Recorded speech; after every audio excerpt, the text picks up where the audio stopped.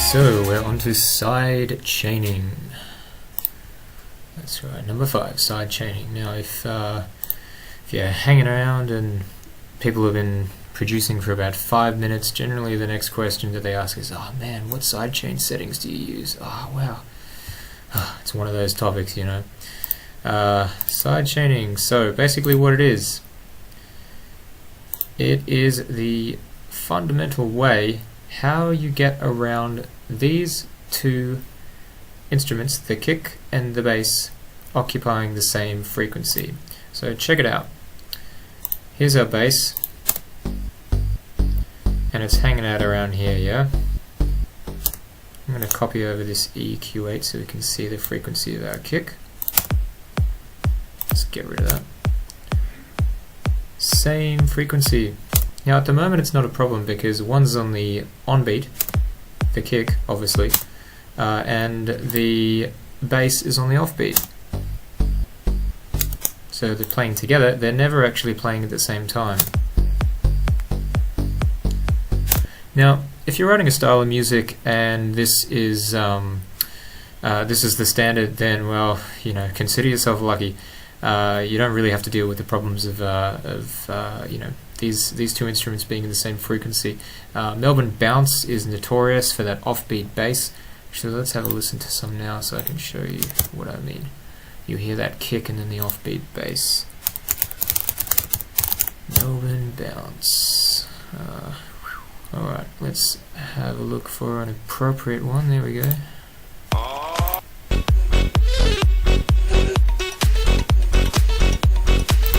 So there's the kick and then the offbeat bass. Okay.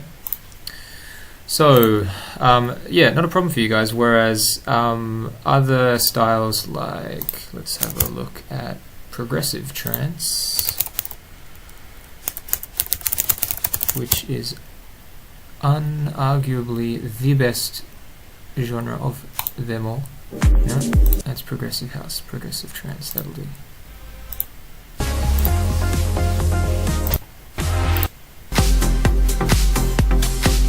So the kick and the bass are a lot more complicated. I mean, the bass is quite syncopated, it's happening all the time. So it needs to be sidechained, and just to get out of the way of that kick, have a listen.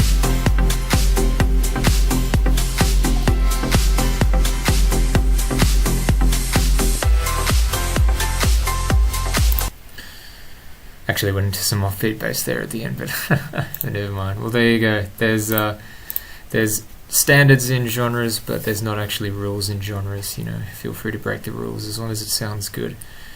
That's pretty much rule number 1. Rule number 2 is, you know, as you're learning, don't try and break the rules. Just do what most people do. That's what I would suggest. So let's get rid of our offbeat bass, or at least some of the time. Make it a little more interesting, so we can maybe have it sound a little bit more progressive, which in my view is better, but you know, to each their own. It's got more energy, more interest, more syncopation, more complicated rhythms. Yeah, that sounds like a pretty good loop.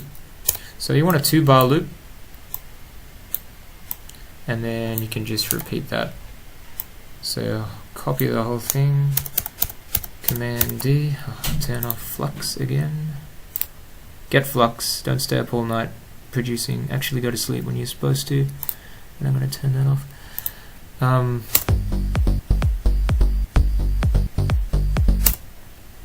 Alright, so that's sounding pretty groovy, but it's getting in the way of our kick. So that doesn't sound that cool at the moment at all. And in fact, to be honest, bear with me, I really don't like that kick. It sounds pretty terrible. If you want to go and find a better one as well, be my guest. I'm going to use this one, or any one other than that one. What's this one sound like? After all, you can kind of hear the, whoops, did not mean to press that. You can hear the keys that kicks are in. after a while, but that takes a lot of practice. But let's just double check. Whoops. Let's have a look. Yeah, it's pretty much around an F sharp or a G. So that's pretty close. And we've got a G for our key here. Yes, we do. Cool. Alright, so let's get into some side tuning. Let's get this bass out of the way of the kick.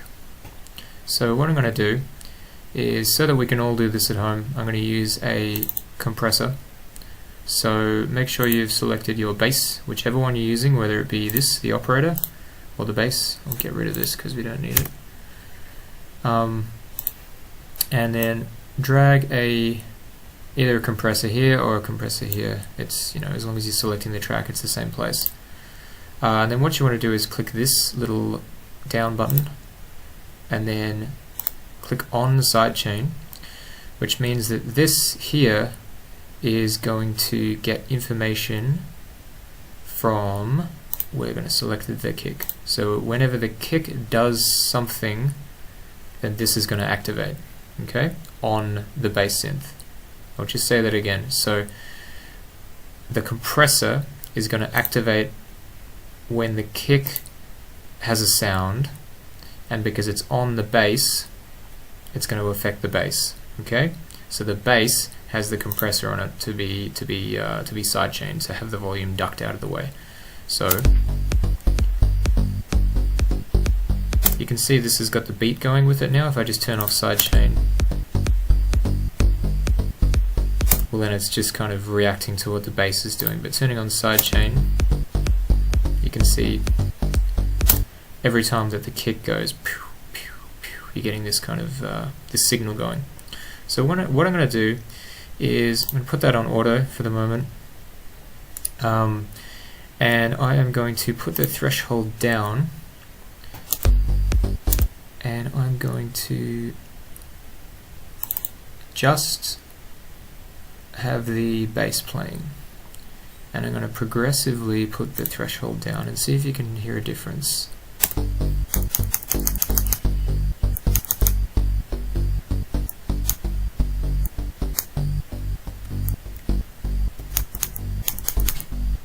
So you'll see that now the threshold's all the way down here, that whenever there's a kick happening, or a downbeat, then the bass is made much quieter. Just have a listen again. I'll put the metronome on up here so you can hear it really easily. So when the metronome's playing, well, any of the clicks actually of the metronome, the bass is really quiet. So it's getting out of the way of the kick. I'm going to turn off the compressor so you can hear the difference. Now with it on. Now here's the thing. You need to use your ears, because this, like, too much, for different styles of music, depending on your style that you're writing, yeah, you really,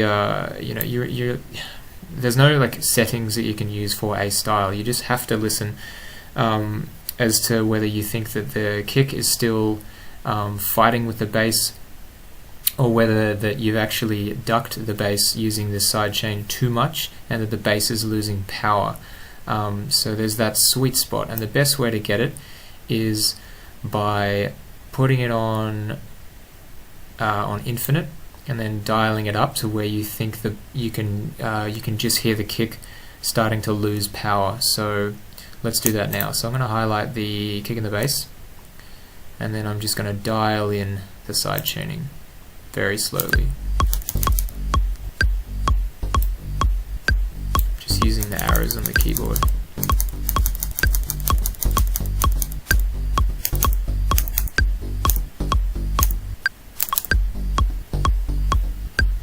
Let's get rid of that.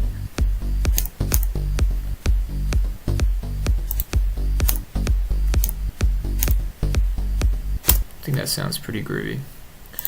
So that's our sidechain. Now, compressors are okay, but there are a lot of really cool plugins that you can use to do this a lot quicker. So let's have a look at some. I love Kickstart. It's so easy. Let's have a look. Just put it on.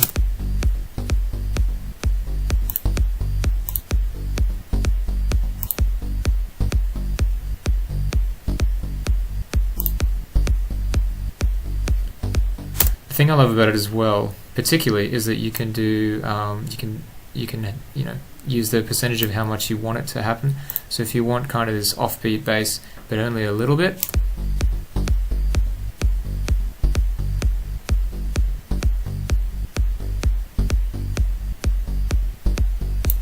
then you can do it that way. There's another plugin which I really like that does the same thing, called the LFO tool. And this, you can be really specific with how you want to shape the sound. Whoop, I think I've got two going at once. Did I have that compressor going before? Oh, anyway.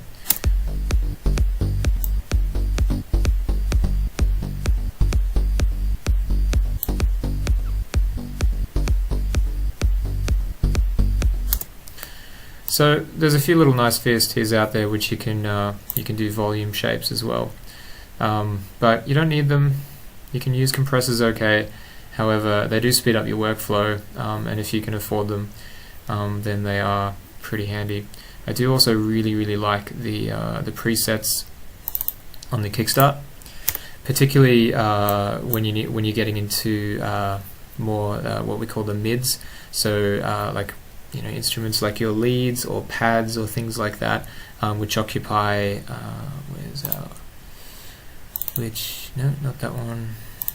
which occupy this kind of area here around the 1K mark. So this is kind of your sub and that thumpy kick. Then you've got your bass, and then here's what we call the mids. And then you'll more have like your leads and stuff up here, and then usually your percussion up here. So it's really handy to have something super quick where you can just go bam, put that on the where is it? Mids chain. There we go. Put that on the mids chain. Side chaining done. And also, you don't want to have different settings of side chain on every single instrument. Obviously, you want to have your kick and your bass working really well together. But if you then have a different kind of pumpy sound with all your mids, then they won't quite sound as gelled. So it's really important to keep a consistent side chain as you go up, so you get that uniform pumpy kind of sound. Okay, I think that's about all for side chain.